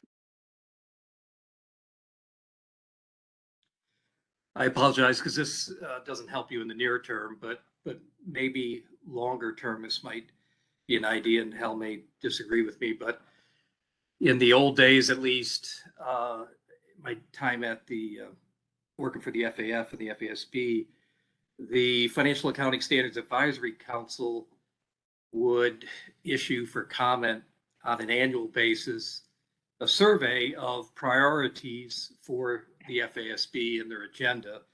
And typically they would ask the constituents, including investors, to provide like their top 5 list of priorities for standard setting projects and an explanation of why those are the top 5, as well as talk about any new projects that it should be in the top 5 that aren't on the current agenda, as well as discuss any projects on the current agenda that should be taken off the agenda and the reasons for that. So I just throw that out there. Again, it won't help you in the near term, but something to think about is whether the IAG could have a task force that would produce a similar type survey that would provide investor feedback on this topic, as well as other constituents. And the other unique thing about the FASAC survey back in the old days anyways, is that each of the FASB board members also gave their top 5 rank and discussion as to why the ranking was as they designed it. And I thought that was helpful with respect to transparency for the organization. So something to think about, a possible IAG task force focused on an annual survey of agenda priorities. Thank you. Jeff, just one thing. It wasn't annual. There were several years in between, 3 to 5 years, I think. Maybe when you were there, but I'm older than you, Hal. So when I was there, it was annual. Jack. Thank you. Yeah, just to tack on to what Jeff just said, it was annual, Hal, because I was there at the same time too. At least for a while, it was, Okay. yeah. And then it was several years in between, and then it just kind of faded into the ether and never came back. But I would just like to say that I think it is a great idea to have as a transparency for the board, to have an idea of where they are and why they think the way they do. At least once a year, they're reporting to investors and making their positions known and giving us something either to think about or reject. And also in that vein of transparency, you know, it had been suggested to the prior chairman on some occasions that why not have the board members' calendars publicly available as it is for commissioners of the SEC, or the chairman of the SEC anyway. Because there have been problems in the past with sunlight not being able to disinfect meetings that have had taken place. And I think that it's not helping you in the near term with your agenda or prioritizations or getting funding. But, you know, if you really want this board to be transparent, I think it's imperative that we know who's meeting with everybody while they're holding the office. And some things could have been avoided in the past, perhaps. Thank you, Jack. Lynn, is that your hand raised again? Yeah. Okay. There's been a couple comments made during the course of the day about the PCAOB inspections and auditors' comments about the inspections perhaps being over rigorous or whatever. I wanted to respond to that because I've seen quite a few inspections and inspection results in either when I've been retained by boards or in investigations or whatever. And I have found that the inspections have been very well performed and very good. And the issues that the PCAOB staff have surfaced during their inspections have been very reasonable things to call into question or raise.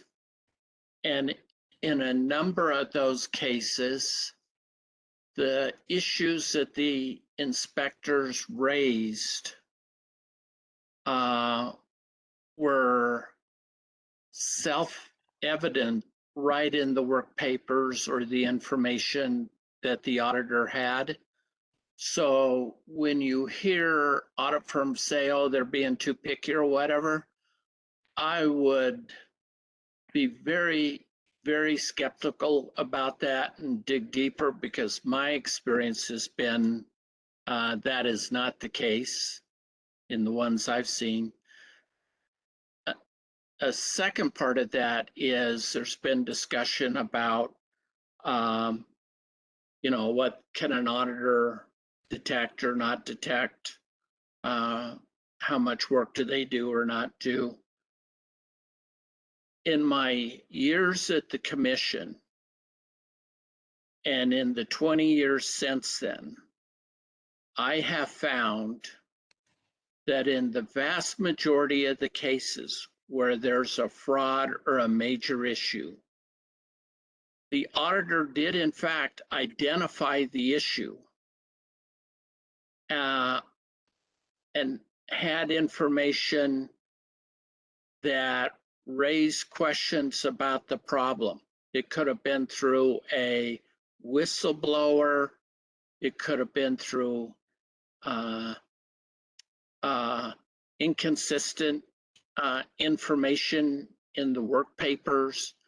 I've even seen situations where they actually use the word fraud in the work papers and then didn't resolve the issue. And I don't think those type of things you can deal with in the context of standards. The issue of do you sharpen the knife or not? I think that's an issue that I think Chairman Williams has talked about in terms of having a very effective enforcement group. And I think on some of this stuff, you're going to find it's not something for the standard setting agenda. It's something to focus on with the enforcement actions. Because when the auditors are aware of it, in most of these cases that we've seen, the auditors are aware of the problem and haven't resolved it, then that's not a standard setting. You just got to deal with it in the enforcement and get much more aggressive in bringing the enforcement actions, as well as upping the penalties, as I know you're all aware of. Thanks, Lynn. Sandy. Yeah, I'd just like to echo what Lynn just said on both counts. One that, having been a junk bond guy for 40 years, I've seen my share of these issues arise at the board level, even in financings. And there is always a vigorous debate between the internal lawyers, the external lawyers, management, and the auditor. And very often the auditor is just overwhelmed by the pressure of business moving forward. And I agree with him. Enforcement is really the only tool you have to backstop an auditor. And in the 3 or 4 times where auditors for companies I've been on the audit committee of have had to discuss with the committee a PCAOB a report, it has been a very eye-opening conversation with that auditor, and even more so for audit committee members who are not always aware of the issue of the PCAOB. I mean, to be honest, not all my audit committee members where I was chair knew anything about the PCAOB. So the reports are quite valuable in terms of conversations with the auditor and even with directors. So yeah, just echoing Lynn's comment there.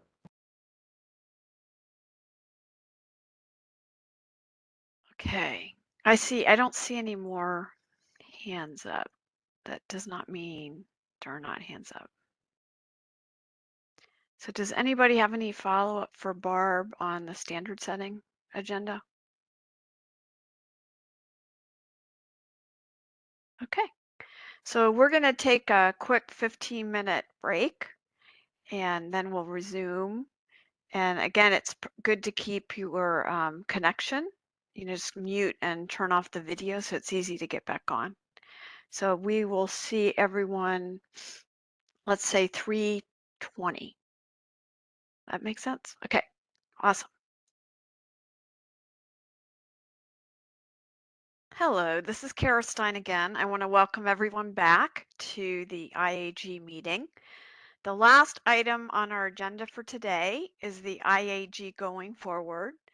I would love it if during this next session, I can largely turn it over to the members to have a discussion about ultimately how to select a co-chair or having a plan for how to collect from amongst the members someone to help run the investor advisory group. I'm just going to briefly discuss the role. The IAG co-chair will jointly oversee the group's agenda and meetings with a board-appointed co-chair who's going to be the investor advocate. The investor advocate will actually not be a voting member of the board. The co-chair who is selected from amongst your membership will be a voting member of the group. The co-chair that's from amongst the membership is to be chosen by you, and it may be removed by you or by the board. So just wanted to make that clear as well. The IAG co-chairs have joint responsibility for setting the meeting agenda based on input from other IAG members on the board and carrying out the meeting agendas. as well as determining timing and location of meetings. Another responsibility is a notice of the meeting. So responsible for providing written notice to all of you and subcommittee members and task force members no later than 2 weeks before the date of the meeting about when the meeting will be. The IAG co-chairs will select the forum of the meetings. So in consultation with the board, they may be, as we mentioned earlier, public meetings, or they may designate a non-public meeting of the IAG, its subcommittees or task force. The co-chairs are in charge of inviting and designating experts in consultation with the office of the PCAOB chair. That also it also includes inviting PCAOB staff for meetings for purposes of making presentations, in addition to external experts to participate in any meeting of the IAG, its subcommittees or task force. The co-chairs are responsible for establishing the subcommittees and the task force. So they may establish one or more subcommittees, task force, or task force. The task force will focus on matters that would benefit from participation of individuals who are not AIG members. And again, participation of non-investor advisory group members must be approved by the board. And then finally, just these are highlights. The co-chairs are responsible for appointing members of a subcommittee or a task force in consultation with the board. The leaders of those actual subcommittees or task force will be charged with scheduling meetings, arranging resources to carry out, the assigned work, who shall preside at the subcommittee or task force meetings. For joint IAG, SC IAG task force, which is a possibility, the PCAOB chair, in consultation with the board, shall designate a single leader from either the AIG or the CAG to run that particular task force. So the IAG co-chair designated by the board, who is me right now, I'm the acting co-chair until the investor advocate takes on the role.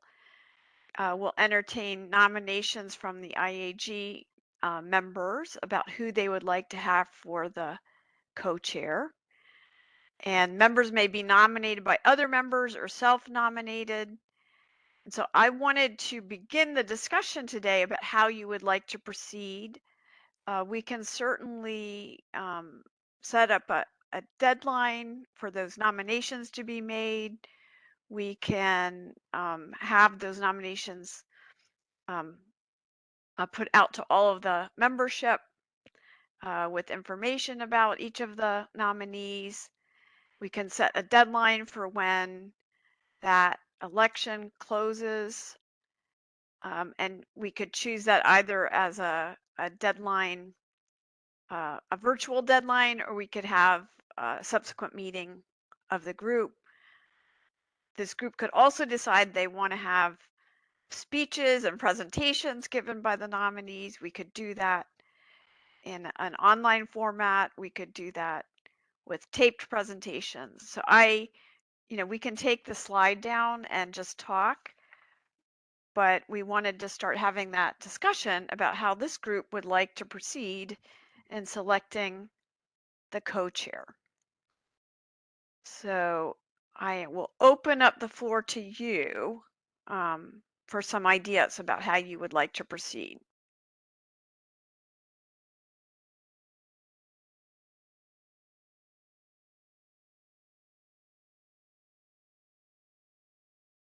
Sandy. Sandy So it Grudge. yeah, the other Sandy. The Yeah, other. the other Sandy. It seems to me someone with some history with this organization and the process and the creation of it would be an excellent choice. And because I'm so distant from that, I would like to know, how do you duck things on a Zoom call? You just did a pretty good job.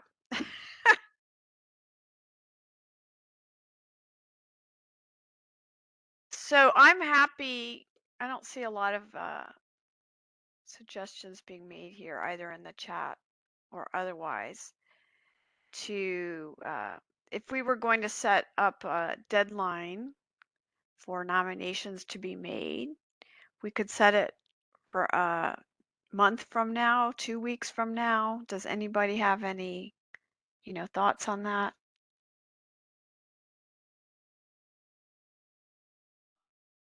I'd like a sooner than later deadline, just because thinking of scheduling our next meeting, since the co-chair is tasked with scheduling the next meeting, and I'd like to have some firmness around, when that date will occur. And I think most of the other members likewise have busy calendars, so that would be helpful. So I think 2 weeks would be probably enough time for people to figure out if they want to do it, either via self-nominations or having other members nominate someone. Okay, I hear a motion for a 2-week deadline from today.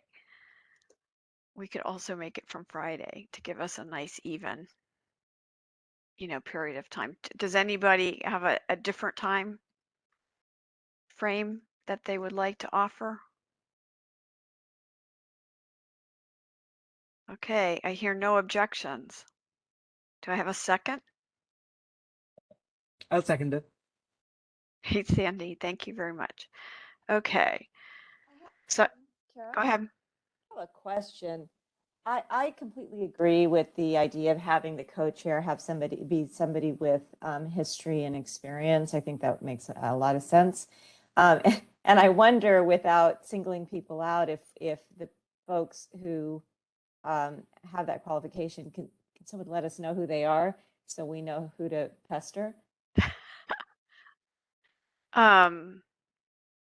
So, folks, if you'd like to raise your hand about people who have been on the IAG in the past, we have a request from one of your fellow members. Okay. We have Mary, Amy. Lynn conveniently took his camera off, but he's been on the IAG as well.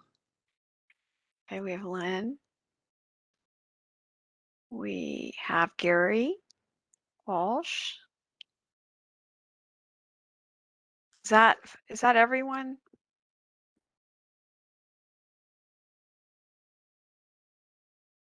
I have to move my screen here to see. Okay, so we have Mary, Amy, Lynn, and Gary with that qualification for those who want to try to nominate people in that category. We have one more, and I'm trying to remember who it is. Oh, well, I Again, think we should nominate Lynn since he's off the camera. Yeah, I'll come back on then. Yeah. But I would also include Jeff in that because Jeff has been on the SAG before.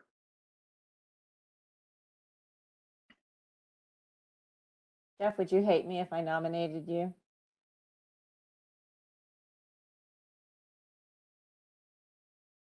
I would not hate you, but I have not been on the IAG.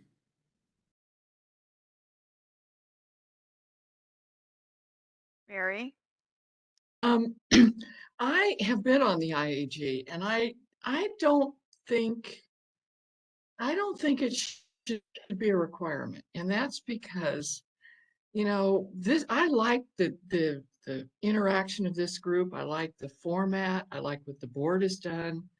It's really opened things up, and I think encouraged a lot more dialogue than we had before. So I think it's a new ballgame, and I think if the staff is as strong and as good as they were for us, they're going to help guide the direction with taking our interest at heart. So I personally don't think it has to be someone that's been on the IAG. That's my view. Hal?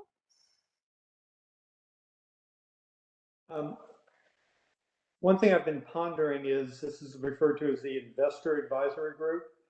And I know that there have been criticisms in the past as to whether or not people actually have investor experience. And I'm wondering what the thought process here is in terms of, should this be somebody who's an active investor today, has been an investor, or are we going to broaden it out to users? And I'm just contemplating as a first step, as the first IAG, reconstituted IAG, should we really focus on somebody who has a current investor role? And I think it's important that we make the point that this is truly what most people think of as investors, as opposed to a broader umbrella of users. And so that would be just my observation here. So that would lean me toward those people who are actively managing money today.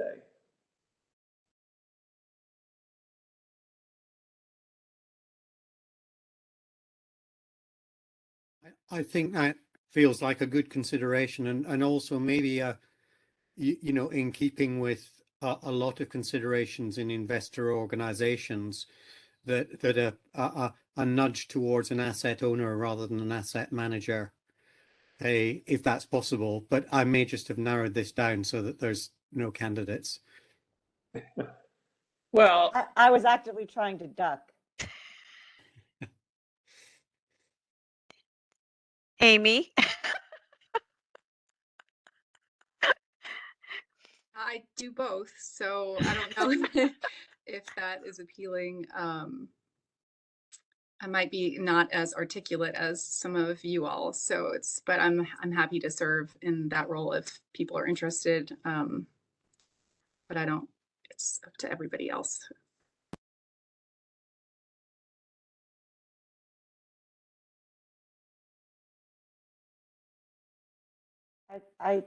Amy, you have experience, and as the other asset owner on the call, I think it's also a good consideration, and you seem to be willing, therefore. Amy's in the Venn diagram. Right. I wondered if James Andrus was in the Venn diagram as well. I don't know. Go ahead, Jeff. I was just going to say I would support Amy being the person if she's willing.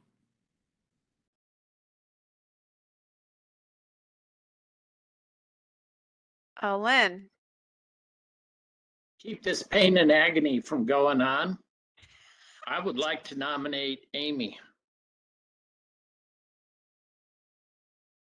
Okay, do I hear a second? I'll second that. Okay, we have a second. We have at least one nominee here.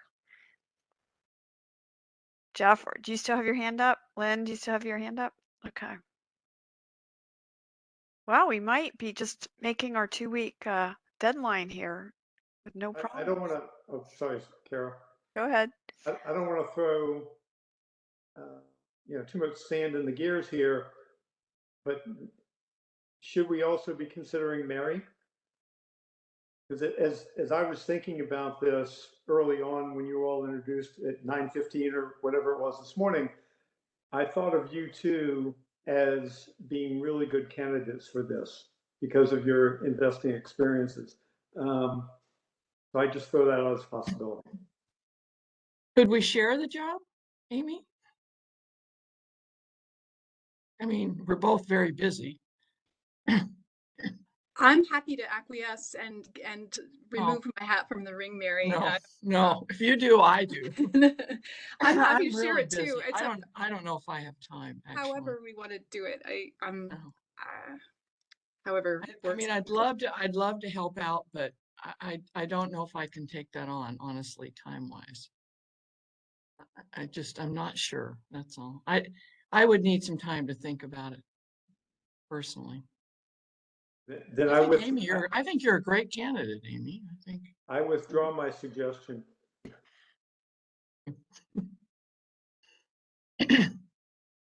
Since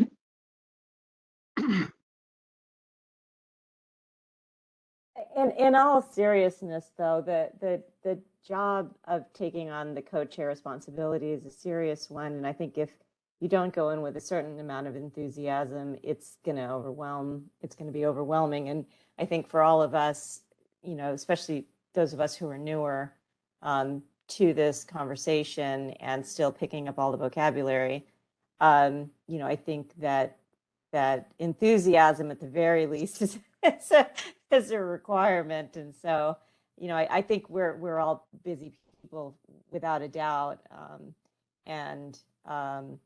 You know, but enthusiasm plus a little bit of experience, Amy, is a really great combination. So if you are willing to do it, I think that there's enthusiasm for people to participate. I think we heard that. I mean, not every one of us necessarily. I know for my own part, I'm still, you know, figuring out how to be productive, but it would be just incredibly valuable, a valuable experience. So I would just point that out. Yeah, if I could just comment to that, Gina, thank you for your suggestions about enthusiasm. I'm quite enthusiastic. I am honored, as I said at the outset, to be a part of this group. I got a ton out of the last IAG I participated in and led that non-GAAP financial measures working group, and just learned a ton. So I'm happy, enthusiastic to be co-chair or put my name in the ring, I suppose, at the stage. So if I put out the vibe that I wasn't enthusiastic, it was because I was just trying not to take over the entire thing. So anyway, thanks.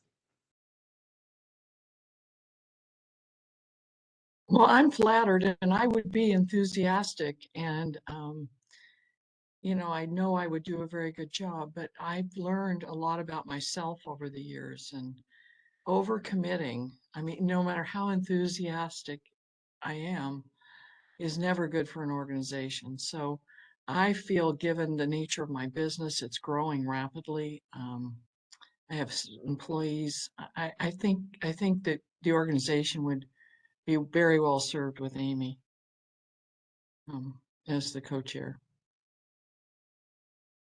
Amy, I'm also an investment manager, but I don't have quite the asset base that you are managing or overseeing currently. I'd be happy to work with you if you'd like. I think that works well, as Mary also suggested. I don't know, Kara and others on the board, if that is something that we could entertain, or how we should think about that or could think about that.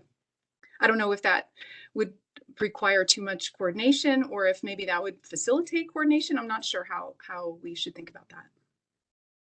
I'd like to have Ken weigh in on the charter, because I think that the charter does speak to co-chairs and whether we would need to amend it in order to have 2 co-chairs from the internal organization is something that I'd like to make sure that we follow the law here. Yeah, I want to take a look. It may not. It certainly doesn't explicitly provide for that. I'm wondering if there's others who want to sort of work with Amy, if Amy, if that's where the membership wants to vote, she becomes the co-chair, but others, without having that official co-chair designation, can work in some way with her. I want to take a look and think about that, though. And this is just me looking at the charter recently. I don't think it provides for multiple AIG co-chairs, right? It's set up so there's a co-chair from the board and a co-chair from the membership. But I think informally, you know, it's sort of the equivalent of vice president, you know, in different organizations, or leads, you know, on certain projects. I was gonna Yeah. jump in on that. And you know, at the FASB, the chair was always pulled in 100 different directions, and it wasn't unusual for the chair to assign a point person. And what I'm hearing Alicia basically offer is, if Amy's got something that Alicia could really help out on, she can be a point person for her on a particular issue, and everyone would recognize that she's stepping in for Amy on that particular issue. And I think any of us would be willing to do that on a particular issue. So Amy's not doing this shouldering all the burden. She's doing it knowing that we're all willing to step up. at some point and help out in any way we can. So I would make that same commitment. You just call me and I'll, as long as I don't have a crisis going on, I'm happy to jump in and share some of that load for you. But all these would be unofficial point people, so we don't have a constitutional charter issue. We just really have an administrative, how do we get things done in the fastest, most efficient way? And if we're all pulling together, we'll all be much more engaged if we're in sharing some of that load anyway. Sort of the management team. Yeah. Concept. And I mean, I also think there is a role for those point persons to actually run a subcommittee, right? If the group itself decides you want to have a subcommittee to focus on certain issues, there's going to be these other, leadership roles, available. So it's really going to be up to you as a group, about what you would like to do. So we basically have a motion on the floor to entertain Amy as the nominee to be the co-chair. Do you guys want to go ahead and have a vote now, or do you want to wait? Let's just vote.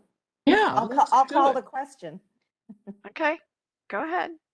I'm going to say that there's a motion on the floor. The IAG has a nominee. I'm going to entertain.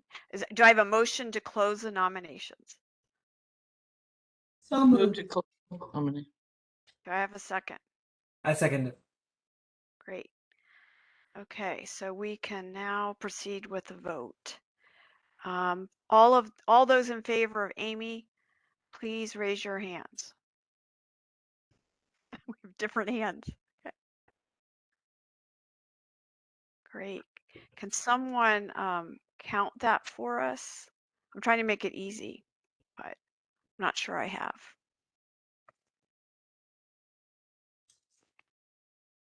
Okay.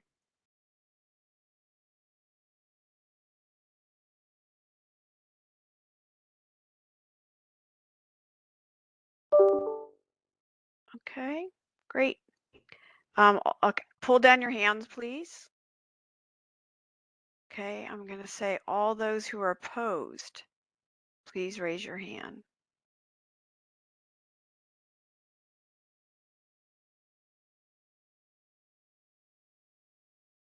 So Sandy, do you mean to have your hand up? Okay, I'm just checking. Okay, I think we have a unanimous vote. So Amy, you are now our official IAG co-chair. Thank you. Thank you all for the trust. I appreciate it, and I look forward to working with all of you very closely. Wonderful. So let me move on. I think we basically did the most important piece of business that we need to do going forward. So I want to close today's meeting by thanking everyone for their participation. I truly appreciate the pro bono nature of this activity and that you're taking time out of really busy schedules to spend time with us and help the PCAOB be the leading audit regulator in the world. I also want to take a moment to thank some of my PCAOB colleagues who worked very hard behind the scenes to make today possible.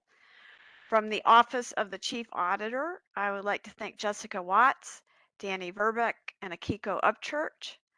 From the Office of External Affairs, I want to thank Kent Bonham, who's our acting director, Brandy Boykin, Andrew Gillies, Brian Goodnow, Will Grofik, and Meredith Mall.